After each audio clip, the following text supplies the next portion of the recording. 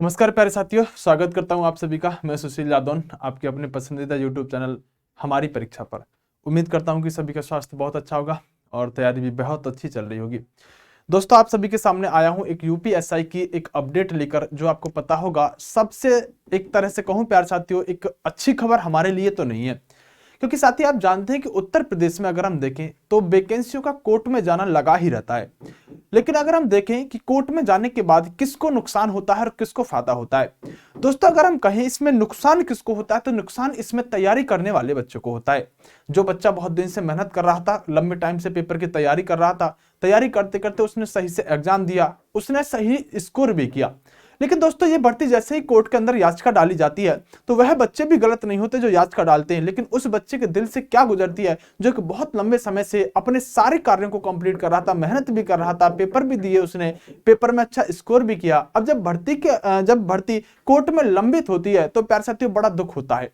यानी कि नुकसान उसी बच्चे का होता है जो बहुत लंबे समय से आशा लेकर बैठा होता है। मेरा भी मन होता है, अगर हम देखें जैसे कि धांधली हुई है, सही बात है, गलत तो है, लेकिन कहीं ना कहीं उस बच्चे के साथ बहुत बड़ा यहां पर नुकसान होता है जो बहुत अच्छी तैयारी कर रहा होता है। दूसरी तरफ हम बात करें प्यारे साथियों, तो दूसरी तरफ से कहीं ना कहीं जो बच्चे याचिका दायर कर रहे हैं, जिन्होंने याचिका दायर कर ही दी है, अब अगर हम बात करें फाइनली, तो कहीं ना कहीं उन बच्चों का पक्ष भी मजबूत है कि घूसखोरी धांधली जो है वो होनी नहीं चाहिए, वो पूरी तरह से खत्म होनी चाहिए, फेयर भर्ती होनी चाहिए। साथियों मैं बात करूंगा कि अब क्या क्या हो सकता है, क्या क्या संभावना है आप सभी के सामने, क्या आपको करना चाहिए और क्या आपके हाथ में है। लेकिन उससे पहले मैं आपसे एक बात कहूंगा कि आपको पता होगा कि अभी वीडियो की जो एक वैकेंसी थी उसमें आपको पता है कैंडिडेटों का पक्ष मजबूत था भले ही, लेकिन फिर भी प्यारे साथियों कैंडिडेटों की हार हुई और आयोग की जीत हुई। आयोग की मंशा है कि वीडियो वाला एग्जाम वो दोबारा कराएगी, किसको मौका देगी किसको नहीं देगी, वो सब चीजें आयोग के ऊपर डिपेंड करती हैं।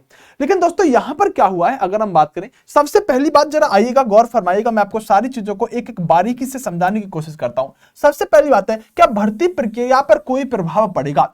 मेरे दोस्तों, जब ये याचिका दायर की गई है, तो जब ये याचिका दायर की जाएगी तो आपने देखा होगा कि एक वकील भी किए गए हैं बच्चों के द्वारा। एक इलाहाबाद का कोई बच्चा है, उसने यहां पर याचिका दायर कर दी है और वो होनी भी थी। लेकिन जो हमने ट्विटर अभियान चलाया था, उस ट्विटर अभियान के माध्यम से हमने अपनी बात को सरकार तक पहुंचाया था। लेकिन अगर सरकार इस बात को मान लेती और सिर्फ एक अंदेशा दे देती हमें कि हाँ हम इस भर्ती की जांच करते हैं और थोड़ा बहुत जांच करने की कोशिश करती, जो मेरा मानना सिर्फ इतना है कि अगर जिन जिन सेंटरों से बच्चे टॉप कर रहे हैं, अगर उन सेंटरों का एवरेज स्कोर निकाल लिया जाए तो सारे के सारे टॉप करने वाले बच्चे उन सेंटरों से ही मिल जाएंगे। ये बात बिल्कुल सच है।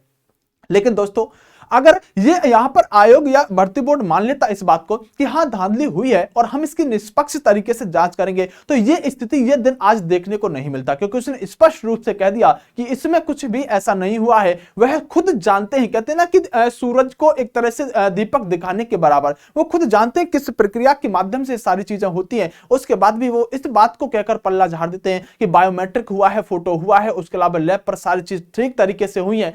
अब क्या हुआ है, कैसे हुआ है, वो सब तो आप भी समझते हो और वो भी समझते हैं। लेकिन अगर वो इसके लिए जांच के लिए आगे आते तो शायद इन बच्चों को जाने की ही आवश्यकता कोर्ट ना पड़ती। अब सबसे बड़ा सवाल है, क्या भर्ती प्रक्रिया से रुकेगी या इस पर कोई प्रभाव पड़ेगा?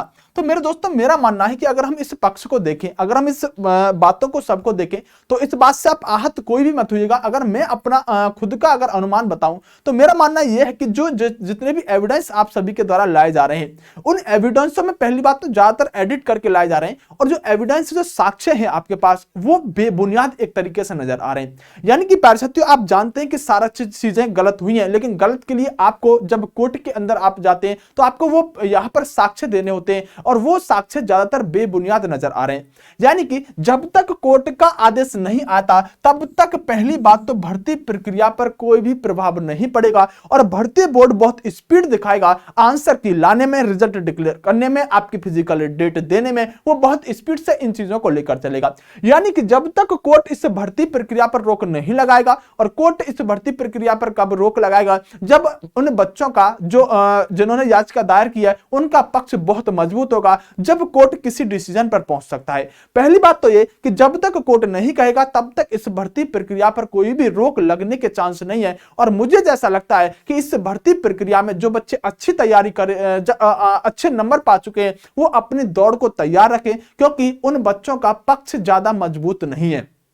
क्यों? क्योंकि आप जानते हैं जब तक भर्ती बोर्ड आपके साथ नहीं खड़ा होगा, कोर्ट भी कहीं ना कहीं प्यारे साथियों आगे नहीं आ सकता। क्यों? क्योंकि वह कोर्ट किस आधार पर आपके साथ आएगा? जब तक भर्ती बोर्ड स्पष्ट पल्ला झाड़कर, अगर भर्ती बोर्ड भी कहे हाँ चांसेस तो है, तो कोर्ट उस पर जांच के आदेश देगा, जांच भी हो सकती है। लेकिन प्यारे साथियों यहां पर संभावना अब यही है कि जिन बच्चों का स्कोर अच्छा है वो अपना फिजिकल की तैयारी करते रहे। ये बहुत तेजी से भर्ती बोर्ड इसको कंप्लीट करने की कोशिश भर्ती को करेगा। लेकिन जिन बच्चों ने याचिका दायर की है, शायद उनकी बात को एक बार सुना जाए, भर्ती प्रक्रिया को आगे बढ़ाया जाए और जांच के भी आदेश दे दिए जाए, या फिर जो अच्छे स्कोर करने वाले बच्चे हैं उनको यहां पर एक विशेष तरीके से, किसी भी कोई भी तरीका हो सकता है, उन बच्चों पर थोड़ा ध्यान दिया जाए। शायद वो यहां पर देखिए जेन्युइन बच्चा भी हो सकता है, इसके अंदर 130 वाला 35-40 वाला जेन्युइन बच्चा भी हो सकता है। जो टॉपर हैं इनको सबसे पहले खंगाला जाए और बाकी भर्ती प्रक्रिया को आगे बढ़ाया जाए। मेरा तो मानना ऐसा है जिससे कि जो बच्चा मेहनत करके पहुंचा है उसकी तैयारी में, उसके एग्जाम के जो यानी कि आगे फिजिकल वगैरह होना है